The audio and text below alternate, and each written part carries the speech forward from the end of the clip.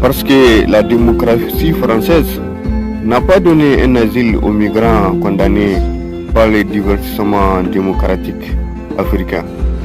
Même si la plus grande démocratie au monde ignore qu'il n'y aura jamais assez de munitions pour réprimer la rage et la couleur du peuple taliban. Même si la France et l'Europe s'estiment être heureux d'avoir parrainé des moutons merdés pour divertir et corrompre la démocratie africaine. Même si aucune institution internationale ne peut créer un bon climat entre la Palestine et l'Israël. Même si aucune démocratie au monde ne peut légitimer le marché noir des matières premières africaines pillées et déportées en Europe. Même si aucun psychologue au monde ne peut apaiser la conscience dérangée des gouvernements européens.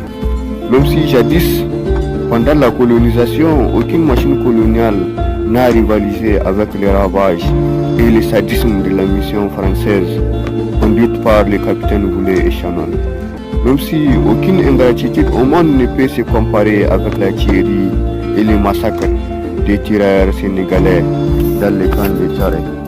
Même si aucune bêtise au monde ne peut rivaliser avec la bêtise d'un malheur diplomatique que j'ai nommé Nicolas Sarkozy par rapport à l'histoire africaine.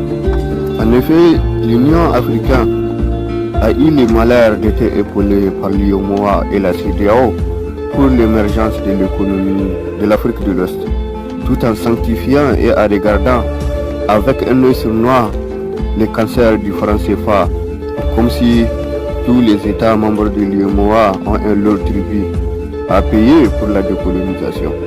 Au-delà de l'uranium nigérien, au-delà du pétrole tchadien, au-delà de l'or malien et au-delà du sang et de la sueur de la colonisation.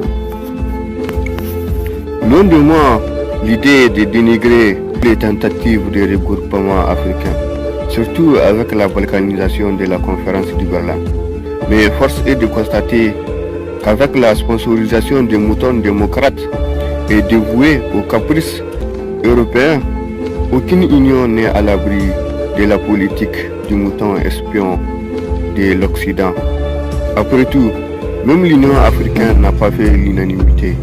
À plus forte raison, l'UEMOA et la CEDEAO ou la CEMAC. Après tout, même le Conseil africain et malgache pour l'enseignement supérieur n'a pas été épargné par les ravages du néocolonialisme.